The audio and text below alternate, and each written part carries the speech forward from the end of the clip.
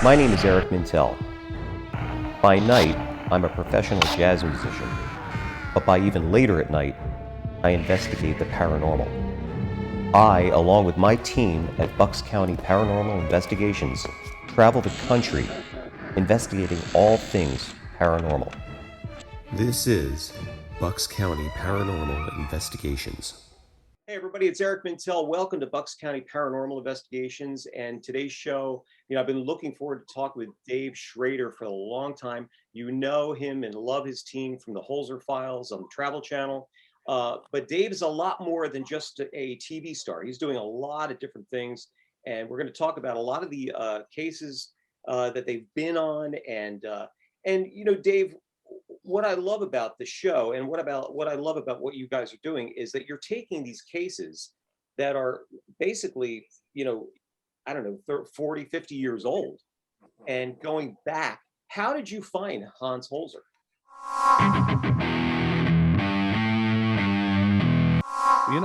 I've been doing darkness radio for 16 years now. And as Bill knows, he's been a guest on our show many times over the 16 years. In my first year, Hans Holzer had released his final book, and his daughter Alexandra released her first book. And we just did a tag team episode. So she was in the first hour. Dr. Holzer was the second hour. Sadly, he died like a year or so later, and we were one of his last radio interviews that he did. And I'd maintained friendship with Alexandra Holzer over the years. And when she was trying to sell this more like a Conjuring series for TV, following her father's exploits, and one thing led to another, and then they were like, maybe we should try a reality version where we actually go back and reinvestigate these cases. And some of them go back as far as 60 years.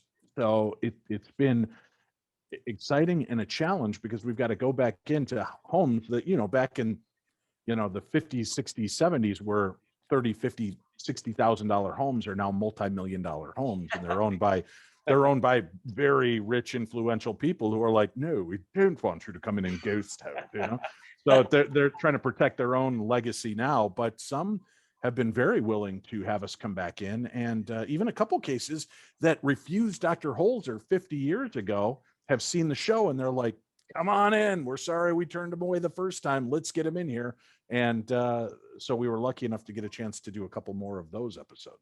Well, I know you and Bill go back a long way. And I think, the main thing is what I always like to try to do too, before we get into the show, what you guys are doing, what was the fire in the belly? What was the catalyst that, wanted you to become a paranormal investigator?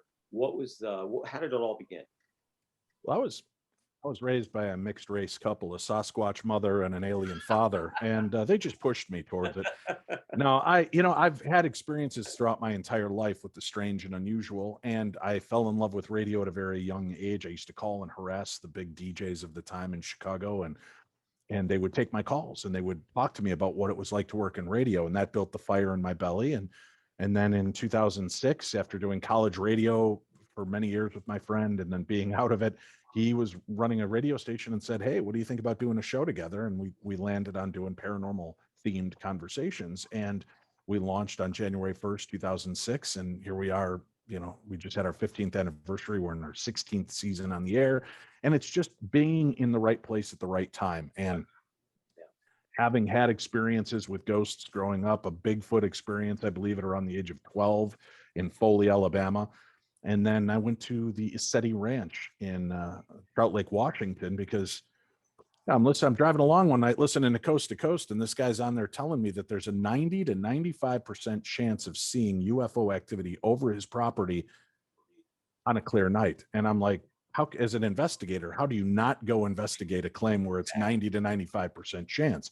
So I went out there and had my smokestack blown. I was completely floored by the things I saw there, and ended up going back and doing an episode of a TV show called Paranormal State, where the college kids were out always hunting the demon of the week. And this time I took them off to a field. We called it the field trip episode, where we went UFO hunting. And that's it. So it's always just been kind of in my wheelhouse. I'm in the right place at the right time, taking some interesting pictures. And I just found, I got to send these over to Bill.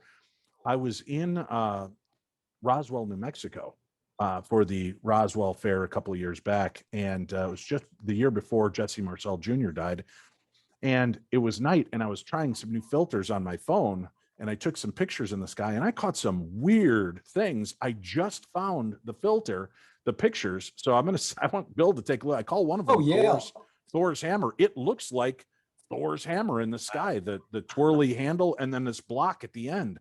And there were all kinds of weird stuff, but with the naked eye, I couldn't see. I was just taking night shots with this camera and picking it up. But I remember trying it the other days to see, is that just an inherent deal? So it's like, the new apps where you smile and all of a sudden you have puppy ears and a nose, or was this something unique? And it didn't happen ever again. It was only when I took those pictures in succession in Roswell. Well, I want to introduce Bill Birnes too, because Bill is like I always say, he's a walking encyclopedia of UFO knowledge. I mean, everything. Right. Bill, I am just always blown away by our talks. And, I remember that episode well, too, when you guys were on Paranormal State. And Bill, you were on an episode looking for the Jersey Devil in the Pine Barrens. Exactly. Went down to the Pine Barrens, looked for Jersey Devil. And in fact, we saw some on a FLIR camera that looked wingy. Right. That was running around. I remember that. So Dave, you've got not only paranormal, but all paranormal. So Bigfoot experience, ghosts, UFOs. So have you been able to you were able to get these pictures? Were you able to get some video of some of the stuff? No, being on the show, we've caught some really great video. As a matter of fact, I think, and not just tooting our own horn on Holzer Files, but I think we've caught some of the most compelling ghost images I've ever seen, period. And I was really proud to be a part of those episodes and capture those pieces of evidence. But a lot of times, when I was 12 years old, it was in 1979. I don't know why I'm looking up to my ceiling for the answer, but hoping the aliens will beam it into my head. So it was 1979. I was in Foley, Alabama, and I was, hanging out at the pond with my cousin, and we would always hear things. We just assumed it was wild animals because my grandparents owned 40 acres. They had 10 acres that they lived on and 30 acres of just wildness. Wow. And we were sitting there, we just kept hearing this. And we're looking at each other, and it sounded big. And we're like, well, maybe it's one of our dads out there hunting. And then all of a sudden, the bush at the end of the pond, about 40 feet away, the bush was, they were probably 6-7 feet tall. Just this hairy hand came up over the top of the bush and pushed it down to look at us. And it had a dark kind of gray-black mane and dark inset face. And the hand reminded me more of Chewbacca because it wasn't like where the hair stopped here. The hair came up over the top of the knuckles when it pushed down the tree, the bushes, and looked at us. And I remember looking at it and slowly trying to process what we were looking at. I looked at my cousin and we looked back at this thing, and it was definitely not human. We turned around and ran back up to the house, half expecting to find one of our dads not there and probably out playing a trick on us. We came in scrambling. Everybody was in the house. My grandfather, my dad, and my uncle all grabbed their rifles because they're thinking, maybe some squatters hiding out back there, or, somebody that shouldn't be. So they go out there and couldn't find anybody. But, I was a little kid. I didn't have a camera with. We were just fishing at the pond. The UFOs over Trout Lake. Bill can attest to this. Any of my cell phones and junk, all I'm going to see is black with a speck of rice moving. So it's of no use. And truthfully, when I saw what I saw, which was this thing fly out from behind a grove of trees, I thought it looked so cheesy. It looked like a 1980s music video effect. And I'm like, he's projecting something on a screen between those trees. And I went tearing towards it. And the last thing I was thinking is I'm going to take a picture because I had full thought that this is a fraud. And I grabbed rocks off the ground and I start winging them between the trees, expecting to hear the kind of up against the screen. And there was nothing. And this thing came swimming across the sky like a stingray. It glowed blue from inside, but it didn't light up the sky. It just like interior glow, and it swam. And I came walking back, and James Gilliland and a few other people were standing there, and James had this big smile on his face, and he goes, "What'd you see?" And I said, "James, I just saw this thing swim through the sky, and it's glowing blue." And he goes, "Oh yeah, that's one of the biological craft that they use to get between dimensions." Now I just saw it, and I thought, this guy's high on something. This is crazy. But I had no other explanation. This thing swam in the sky and vanished. What was the shape? Yeah, I was just gonna It say, looked like a manta ray swimming through the sky without a tail. I don't know how else to explain it. It was like and it fluttered the way it moved through the sky. It was no sound. So it was like sipping through the air. Yeah, it just it came. It was from the distance. It was the size of my hand, and I was a good 100 yards away from it, and it was that big as it came out. But it, like I said, it came through the sky like it was fluttering, like it was swimming, but it was glowing blue. It, like I said, it looked like a really cheesy 1980s music video effect. and there's- Interdimensional craft that's half living, half machine. Sounds completely ludicrous till you see it. And I Yeah. spent the rest of my time trying to wrap my head around this. And then James said to me, he goes, now that they know you're watching, they're going to make themselves known to you. And one of my favorite bits was as I'm flying home from Washington to Minnesota, it's late night, we're flying, and I look out the window and I'm looking at the night sky. And for God's sakes, this is the Big Dipper. I've been looking at all these star formations on the ground for 3 nights. I'm looking and I start thinking to myself, I'm like, all right, if you're out there and you can hear me and you know I'm watching, I need to see something. I need proof that I was not hallucinating. I have to see something. Just show me something. And this white ball of light came across the sky, stopped in the scoop of the Big Dipper, and then took off at a 90-degree angle. And all of a sudden, I'm William Shatner from Twilight Zone, right? I've got my face crammed against the window. I'm looking around, praying somebody was looking out their window. Everybody's yeah, right. lights off. Honestly. Nobody's watching, and I'm crawling out of my skin. I want to scream. Oh man. I get home. I tell my kids about this. They're all excited. We live near the Twin Cities, so it's too bright to really enjoy the sky. So they're like, let's go look for UFOs at Grandpa and Grandma's. We drove out, and they have this nice little farmland. We watched weird stuff happen in the sky all night, and my kids were blown away. They loved it. I loved it. But it was like one of those awakenings that when you're looking and they know you're sincere, they show themselves. Yeah, I mean, we've been hearing that a lot lately, right, Bill? We've been hearing a lot of like interdimensional talk. This is something that's been Right. A theme lately. That's right. I mean, it's almost as if they don't come from outer space or from another system somewhere. They come from another dimension, and they wink out. Following, I want to talk to you about something even bigger, namely Max Headroom. So, Dave, what do you think about these new, the declassified Navy footage of all these, the new UFO reports that are now coming out? Here, you know, it's interesting. I was talking about this, and I even did a funny video during the pandemic, trying to just get my listeners' spirits up. I had pandemic hair and unshaven for 2 weeks, 3 weeks. So I just looked beleaguered, and I happened to catch my reflection. I'm like, I should do a funny conspiracy video. And I went on, and I'm like, how come during this pandemic, when everybody's home, the government suddenly starts talking about aliens and nobody's paying attention? And then I'm like, you know, what if this pandemic isn't real? What if they know the aliens are listening and they're trying to War of the Worlds them and make them think we've got some uncontrollable virus on the planet, and they're trying to keep the aliens off? And I did this whole joke thing. I started getting just a ton of emails from people that are like, you're onto something. They're trying to scare off something. I'm like, what? And I was like, I'm obviously trying to act like I'm out of my mind, but now none of it makes me feel like I'm out of my mind, because I don't know.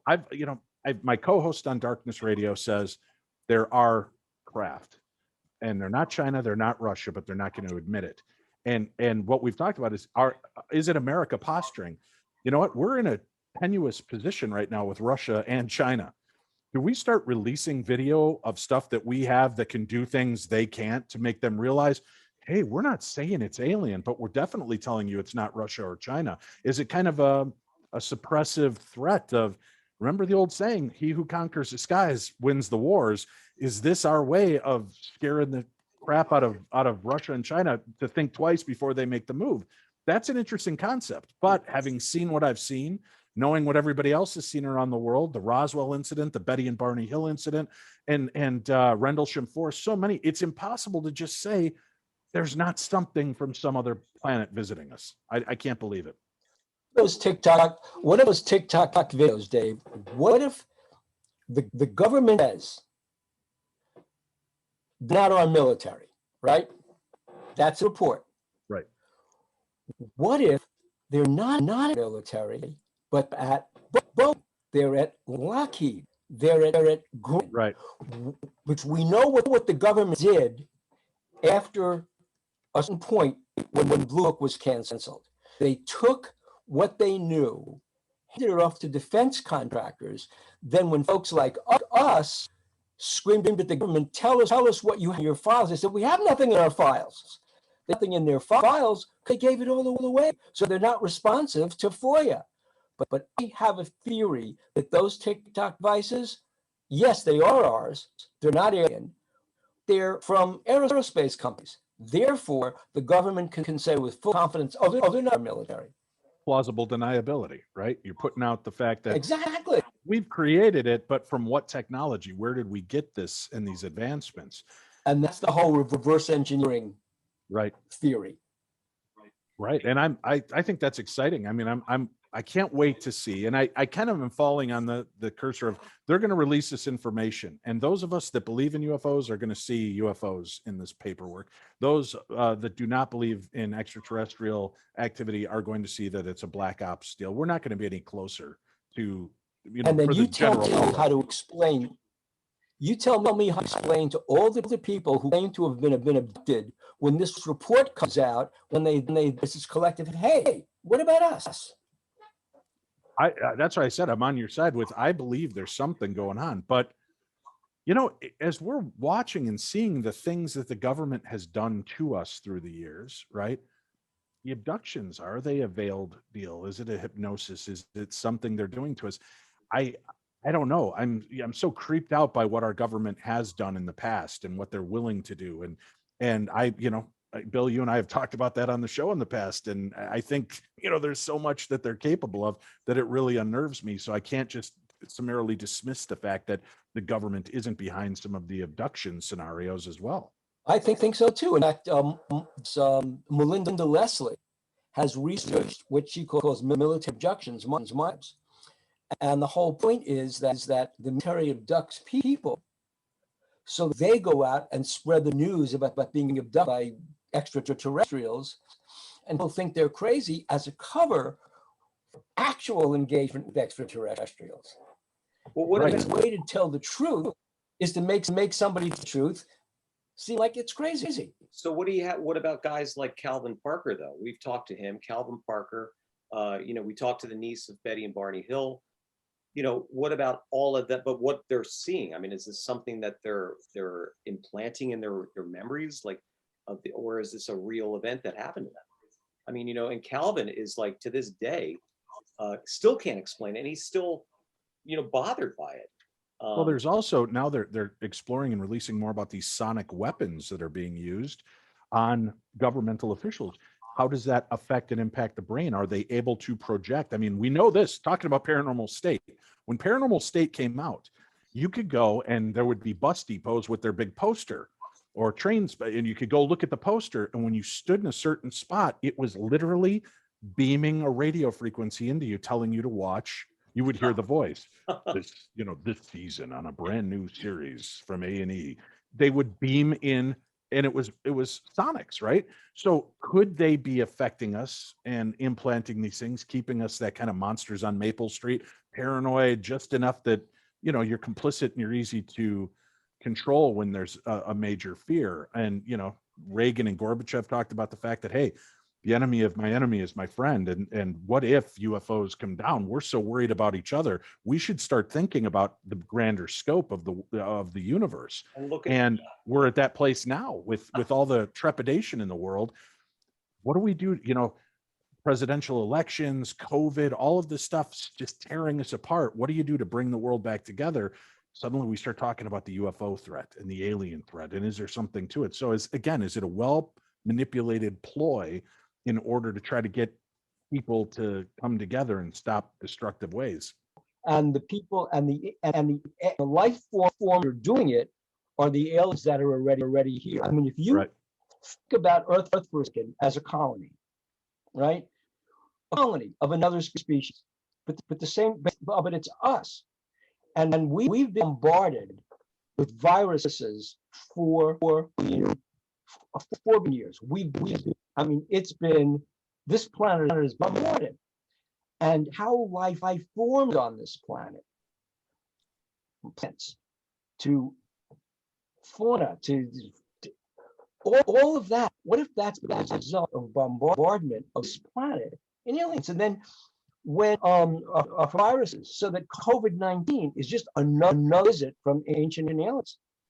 And what if when great apes walked the earth, when human beings were still, even before we lived in caves, what if our eating things like mushrooms, natural mushrooms like mycelia, what if those were the repositories of viruses that enabled, by ingesting it, that enabled our whole biological systems to change? What if viruses, and I'm saying COVID-19 as well, what if viruses are like biological systems updates that have been happening for billions of years? Mhm.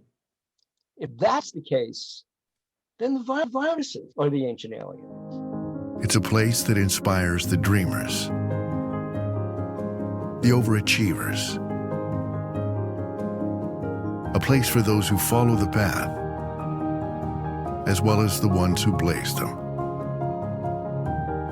So whether you want to go with the flow or rise above it all, visit Bucks County and be inspired. Right. And we're adapting because of that, right? It's the new download, the new evolution Absolutely. of humanity. Yeah. Well, Yeah, look, that's yeah, fascinating. yeah, look at their, You wanted to terraform a planet with your species. You're going to send 10 guys there?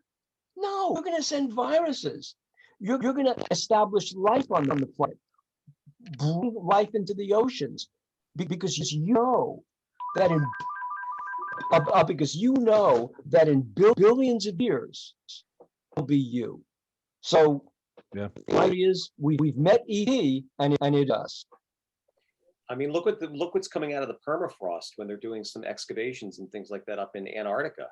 You know, there was a guy that was doing digging, and he noticed his knee was getting red, and it was like getting redder and redder by the hour. And here it was an ancient virus. Looking for a vacation home? Look no further. Will Nicholson of Tomlinson Sotheby's has just what you're looking for.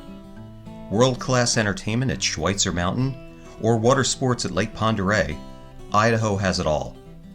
Fresh powder skiing, live music, multiple restaurants, and downhill biking in the summer. And, if you're lucky enough, you might spot Bigfoot. He loves it here. Give Will a call today. Had said, wouldn't it be great to do a mission where, you know, when we had in what I think it was 2018, we had that Moa Right. asteroid.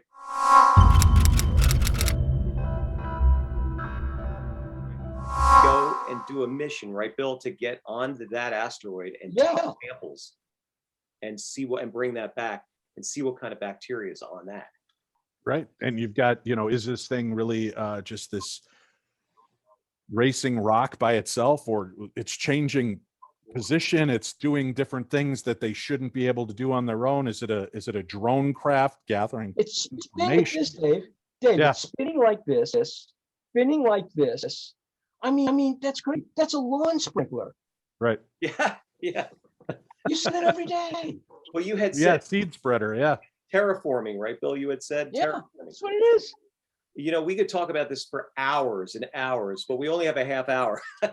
But Dave, I always say this to my guests. I know we're going to be talking to you again, and let's talk a little bit about what's going on with the show. The new season coming up soon, or what's happening? With all the changes that took place with the Holzer Files and Discovery and Travel Channel, they went from just a TV network to a streaming service now, which is great. There's still a lot of naysayers, but listen, for years we've been bitching about wanting to just not pay $200 a month for 2,000 stations when we only watch 8 of them. Right. Now we can watch the 8 we want for a much more affordable price. And when people are subscribing to Discovery Plus, they're realizing they're getting crime and home and garden and A&E and Discovery and travel. They're getting all the shows they probably watch for $5 to $7 a month. So they took our show during our hiatus for the holidays. We were on from October till December. Then they took us off and started us again, I think in February on Discovery Plus, ran out the rest of the episodes there, then put them back on Travel Channel. And that just ended a month ago. So as Bill can attest, a lot of times it's 60 to 90 days after the last episode airs on TV before you hear if they're going to go forward. So we're just in that hurry up and wait game, That's right. waiting to see if we have a future with Holzer Files, which I hope we do. And truthfully, I'd love to dig. I mean, he wasn't just a ghost guy. He was into UFOs. He loved UFOs and was fascinated. Absolutely. Hans Yes. Holzer, yeah. I'd love to get in Here's and have him do something. that. Yeah. You know, Dave, I love that, man. This is what you have to have in ufology and all the paranormal. You've got to have the humor, and I love that. And that's what a lot of times that's what we'll do. You break it up a little bit, you know. And I love Sure. your video. I love your funny videos. And you know, Thank you. it's like it's a serious subject, but sometimes we can't take ourselves so seriously. But I think nowadays, like Bill and I always say, you know, the general public now, given what we've been through the last year. I mean, as we've been going on, I think that they're a lot more open-minded to the subject. Right. That's why the paranormal genre is huge. I mean, there is a huge interest in that because everybody has had a ghost story. Everybody's had not everybody, but a lot of people have had a UFO encounter. So you go across the board. They may not want to talk about it, but there are a lot of people that have had these encounters. You know, Well, when you've got the Pope, the past two popes coming forward and saying, you know, it's not so bad to believe in a planet and a life otherwhere, right? They're into this, and we're horrible Well, Italian. they have to be, Dave.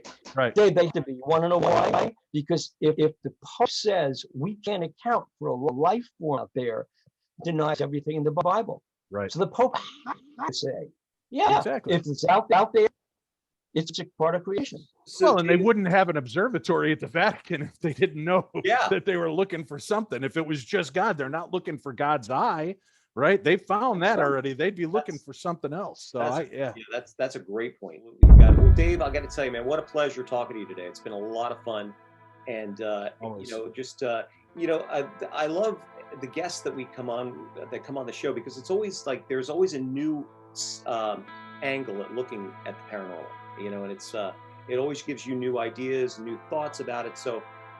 And you know, good luck with the show. Hopefully, it'll Thank you. come up for another season.